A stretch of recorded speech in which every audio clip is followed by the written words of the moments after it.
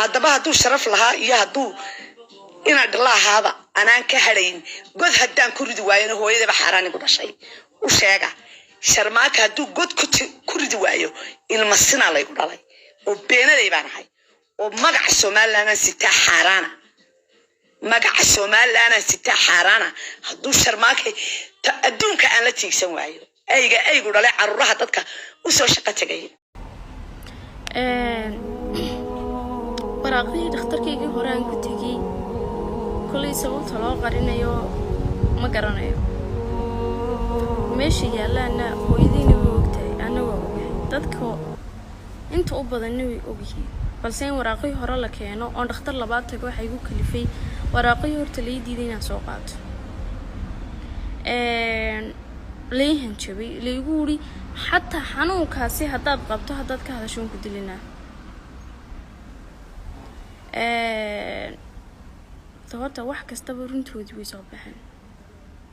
xanuunna wuu jiraa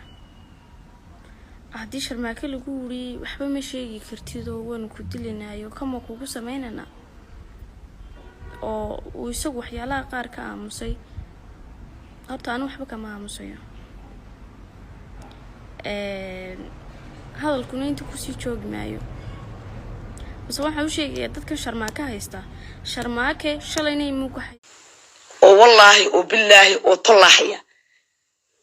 inaana sharmaake daynayn tuugu dhalay ee ilma xaaraanka adeer dad bay ka dhalatay dadkoodu waa dadka boorama ugu maal qabeynsan dhakhaatiir leh dad shaqaysanaya leh dad dibad ku maqan leh aabaheed 20 jir yahay xay yahay reer Soomaaliland oo idinku qiirootaan kolba inaan yare haydi ka qiiraysiyo oo ficiin iyo khayrkii waxba uma yihi abshiro waxba uma yihi laakiin inaan ka yare Soomaaliland ee dabdarada ku dhex wadaan diiday caqabado badanna waa la kulmay maanta jawaabta aan bixinayaana waa mid aad laygu caqabadeeyay sheekadaadu dhan weydo been bay ahayd oo anigu waxba kamaan ogeyn qasam billaahi way ogtahay Muniiraanige ajari dugaagii ruuxadeed عليك adiga wixii iska ka dhalay wixii inta ku keenay xaraam baa lagu dhalay hooyada ayaa baa xaraam bay ku dhalay xaraam iyo nutaasti hooyaa tahay maanta waxba ku dhahayo waxba ku dhihi maayo waayo hooyo waa hooyo laakiin Soomaaliya waxay idin sheegayaan gabadha yarta haddaa caawin lahaydeen iyo haddaa barta uga dhaqaaqi lahaydeenba aniga haddii hooyadeed iyo faamiligeedu ay raali uga noqdaan qaran oo kamid ah haweenka TikTok sida weyn u isticmaala gaar ahaan ku nool magaalada Hargeysa kana soo jeeda Somaliland ayaa waxa ay si weyn ugu hanjabtay isla markaana ay sheegtay in sharciga la jigsan doonto Sharmaake Hiil Walaal oo isagu deegaan ahaan ka soo jeeda deegaanka Muqdisho Sharmaake Hiil Walaal ayaa dhawaanahan waxa uu ka duubay muuqaal isla markaana uu ku soo baahiyay baraha bulshada muuqaalkaasi oo ay walaasheen Soomaaliyeed oo xanuunsan ay naga dalbanaysay in la soo caawiyo isaga iyo fanaanka caanka ah ee Qamar Suugaani hase yeeshee waxa nasiib darro in dhammaan barre Hargeysa iyo waliba sidoo kale reer Somaliland ay si weyn u xagxagtaan wiilkan Hiil Walaal oo runtii bulshada si weyn ugu damqada wiilkan ayaa lagu takooraya inuu deegaan ahaan ka soo jeedo magaalada Muqdisho waxana qabiil ahaan isu raacay dhammaan barre Hargeysa isla markaana meel uga soo wada jeestay si walba ha noqotee saaxiib yaal muuqaalka oo dhameystiran intaan soo gudbin halkani waa kanaalka ansixinta wararka dib ay ku cusub tahay soo biro kamid noqon boqolaalka kun qof sida joogtada u hela wararka iyo warbixinada bartaan soo gudbino si aad u noqon looga sheekay aad noqoto mar walba ka sheekay wararkeena xasaasiga share garee muuqaalka si saaxiib adigoo kala u gaadho mahadsanidina saaxiibiyan qaran ayaa saacadii u dambeeyay si weyn baraha bulshada loo wareejinayay kadib laaf dheer ay soo gashay isla markaana ay dhagaha kaga jartay qaylo iyo buuq sidoo kalena ay sheegtay in meel kasto ay ku aragto sharciga la tigsan doonto walaal Sharmaake Hiil Walaal oo runtii bulshada Soomaaliyeed ay og tahay qiimaha uu leeyahay Sharmaake Hiil Walaal ayaa runtii bulshada Soomaaliyeed qiimo weyn agtooda kale hase yeeshee maama qaran oo runtii cid walba dhaleecaysa isla markaana afkeeda iyo sidoo kale dhageheedu aan ismaqlin oo ah qof weyn oo runtii aan lagu dhex jirin ayaa si weyn u dhaleecaysay Sharmaake Hiil Walaal waxaana ay sheegtay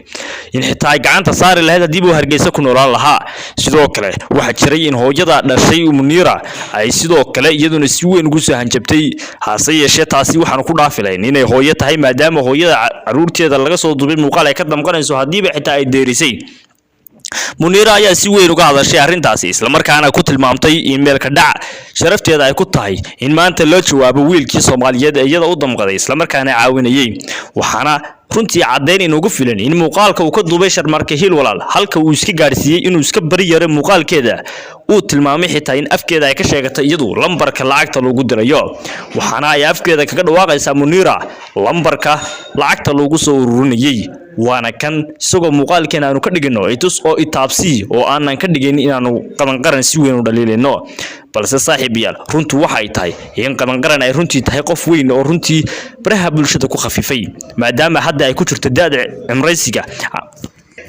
daada cibaadada oo hadda TikTok ba aan looga baahnayn ayay haddana xasarad iyo dambi la soo galaysaa TikTok oo subhanallah waana arrin runtii meel ka dhac ku ah dhammaan maamooyinka Soomaaliyeed maadaama hadda ay sharafta maamooyinka Soomaaliyeed ay dhulka la galayso si walba ha noqotee qaran ayaa looga taaglayahay dhalinta hadda soo koraysa isla markaana talentigooda baraha bulshada ku soo bandhigaysa waxana ay inta badan surantahay isla markaana ay qabsataa dadka runtii bulshada Soomaaliyeed sumcadda ku dhaxle si ay sumcaddooda uga disho maadaama aanay ahayn qof bulshada Soomaaliyeed sumcad ku leh oo ay tahay runtii cid aan bulshada Soomaaliyeed runtii sumcad u haynin oo runtii dadka jecel inay mar walba la adeegto Sharmarke Hiil walaal isagu waa walaal qiimo badan isla markaana bulshada Soomaaliyeed magac iyo maamuusba ku dhaxle waxana uu soo caawiyay dad tiradooda aan halkan ka soo koobi karayn waana wiil dhalinyaro oo runtii u heelan har iyo habeen sidii uu muuqaal tayo u gaarsiin lahaa dhamaanba saaxiibada baraha bulshada ku xidhan isla markaana ay u soo caawin lahaayeen walaalahooda jilicsan ee aan iyagu awoodin in hadda ay ka kacaan barta ay fadhiyaan Sharmarke Hiil walaal waxa uu gacan qabtay tiraba dad aan la soo koobi karin isla markaana uu noloshooda wax badan ka bedelay Allah subhanahu wa ta'ala waxaan uga baryaynaa in miisaanka xasanaadka ugu daro walaalkeen Sharmarke Hiil walaal oo runtii bulshada Soomaaliyeed wax weyn u qabtay si walba ha noqotee in maama qaran oo runtii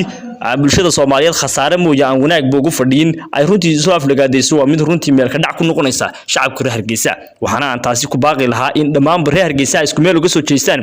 dulmiga cad ee kula kacayso Sharmarke Hiil walaal isla markaana ay ka soo hadlaan maadaama aan lagu daawan karin in maamadani ay tahay runtii mid kibir badan isla markaana dadka iska xagxagata si walba ha noqotee saaxiib yaal muuqaalka waan ku dheeriyay raaliga hada shargaray muuqaalka la wadaaga asxaabtina dhammaan ummadda Soomaaliyeed waana tan iyadoo afka furatay isla markaana waxay doonto iska sheegaysa oo afka furanaysa oo wallahi oo billahi oo tallahiya inaana Sharmarke deynayn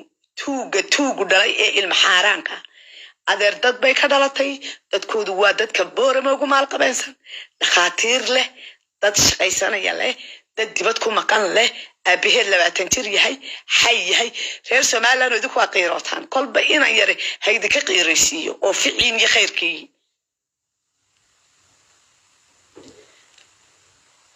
hooyada baan u geeyay Naasir Cawilow hooyada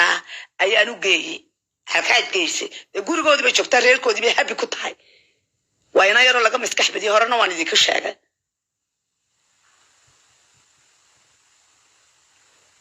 ha waa ina yar waa laga maskax badiyo hooyo Cabdicasiiso marka laga maskax badiyo dadka waaweyn ku helaan waa ilmo yar yeena la yaabin orod saxaad ugu dama hooyada halkan lagu fuulaya maxaad halkan ku keenay adiga hooyada iyo hooyada boos ma waxad